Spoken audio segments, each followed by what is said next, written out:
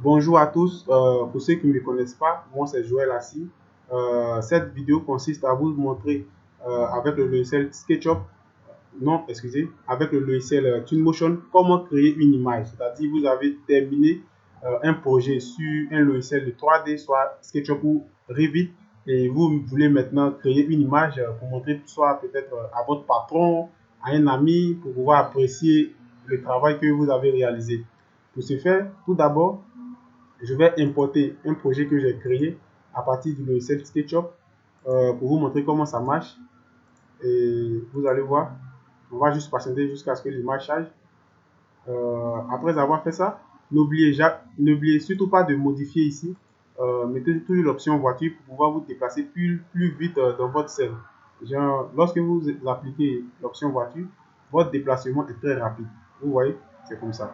Maintenant, nous allons chercher le projet que j'ai importé dans Twinmotion et pour pouvoir créer cette image. Voilà, le voici. Je vais juste bien le positionner.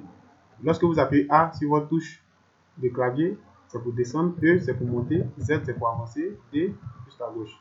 Maintenant, cette vidéo consiste à vous montrer comment créer une image. Pour créer une image avec SketchUp, c'est très simple. On va patienter juste un peu. Je vais ajouter du terrain jusqu'à le temps que ça charge. Juste quelques minutes. Euh, juste quelques minutes, on patiente. Juste quelques minutes. Voilà. Le terrain a fini, je ferme la bibliothèque. J'aimerais créer une image à partir de ce projet et le sauvegarder sur mon ordinateur. Pour ce faire, c'est très simple. Vous venez dans cette option média. Après avoir cliqué sur média, vous venez dans image, créer une image. Vous cliquez dessus. Après avoir terminé, vous allez voir cette option apparaître, créer une image. Je clique et lorsque vous cliquez, vous voyez que Twinmotion fait une capture, c'est-à-dire qu'il sélectionne une partie de l'image qu'il veut créer. Ça se passe comme ça parce que moi j'ai juste sauvegardé, c'est-à-dire j'ai pris la première position, la façade avant. Quelqu'un d'autre peut prendre la façade arrière, ça dépend. Après avoir fait ça, vous venez juste dans l'élément importé. Ici, vous allez voir cette option image, panorama, vidéo, BeamMotion, exporter. Nous, ce qui nous intéresse ici, c'est image. Vous allez voir cette option vide. Ne vous inquiétez pas. Lorsque vous allez cliquer dessus, voilà ce que ça donne. Vous cliquez sur l'image qui est ici pour la mettre là. Après avoir terminé cela, vous pouvez venir ici aussi. Excusez. Vous pouvez venir ici. Voilà. Pour l'importation, c'est-à-dire l'exporter dans votre ordinateur. Et pour ce faire, c'est très simple. Vous cliquez sur exporter. Vous cherchez une partie dans votre ordinateur où vous voulez le sauvegarder. Bon, moi, j'aimerais le sauvegarder ici, dans l'image. Lorsque je sélectionne, on va juste patienter jusqu'à ce que l'image finisse d'être importée. Juste quelques minutes. Voilà.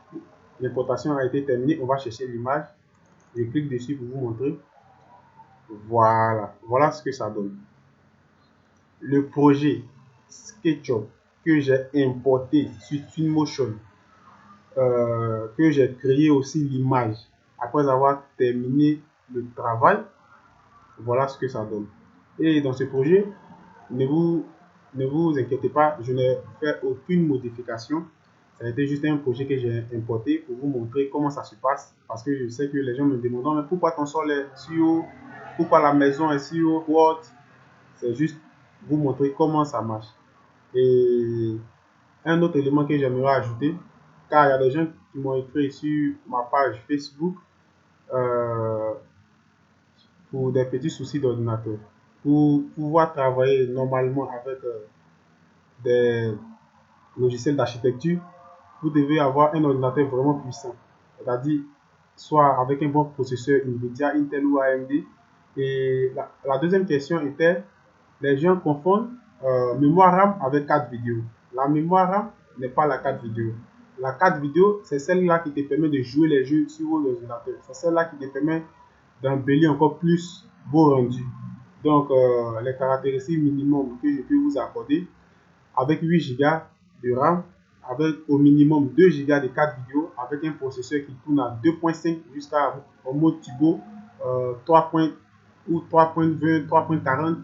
Et je pense qu'avec ça, ça peut aller. Mais surtout pas les ordinateurs, c'est-à-dire les dual core, les Pentium, non. Vous ne pouvez pas utiliser un Lumium avec un Pentium, Lumium avec un dual core. Vous allez gâter votre machine. Et j'espère que j'en ai fini pour aujourd'hui. Et partagez la vidéo au max et ayez la paix du Christ sur vous.